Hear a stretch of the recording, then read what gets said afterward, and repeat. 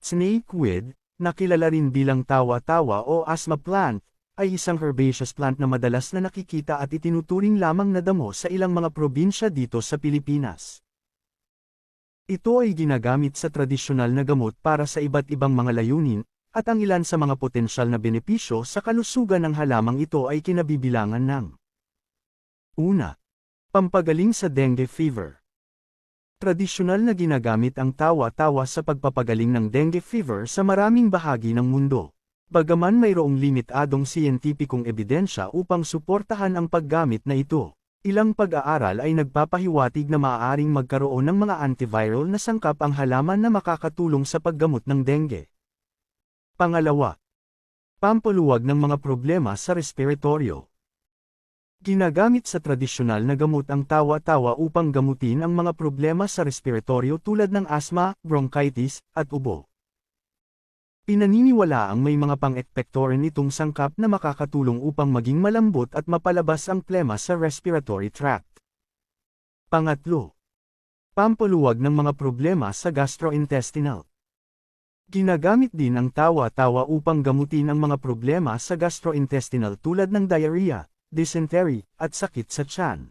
Pinaniniwala ang may mga anti-inflammatory at antibacterial na sangkap ang halaman na maaaring makatulong upang pagaanan at pagalingin ang gut. Pang-apat, pampaluwag ng sakit at pamamaga. Ginagamit ang tawa-tawa upang gamutin ang sakit at pamamaga sa tradisyonal na gamot. Pinaniniwala ang may mga analgesic at anti-inflammatory na sangkap ang halaman na maaaring makatulong sa pagbawas ng sakit at pamamaga. Karagdagan pa, ito ay ginagamit sa mga sakit sa balat at impeksyon sa bibig. Nakakatigil rin ito ng pagdurugo ng mga sugat. Ginagawa rin itong gamot sa kagat ng ahas at ginagamit bilang gamot sa pangkalahatang sakit sa mata. Paano gamitin? Ang sariwang halaman, sa pinakuloang anyo, ay inirekomendang gamitin bilang pangungog para sa mga impeksyon sa bibig. Sa kaso rin ng mga sakit sa balat, ito ay ipinapahid. Ang mga dinurog na dahon ay inilalagay sa mga apektadong bahagi ng katawan na may sugat upang tumigil ang pagdurugo nito.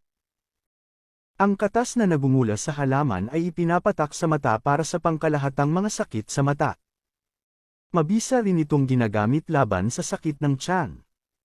Sa iilang lugar sinasabing mabuti ang ugat para sa mga kagat ng ahas. Tandaan na sa kagat lamang at hindi sinabing sa lason na taglay ng ahas.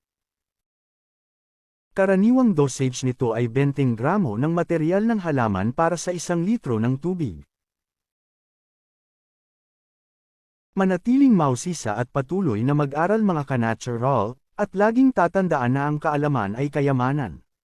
Follow my page or subscribe to my YouTube channel, para sa marami pang tradisyonal na kaalamang panghalaman, na ating tatalakayin at pag-uusapan.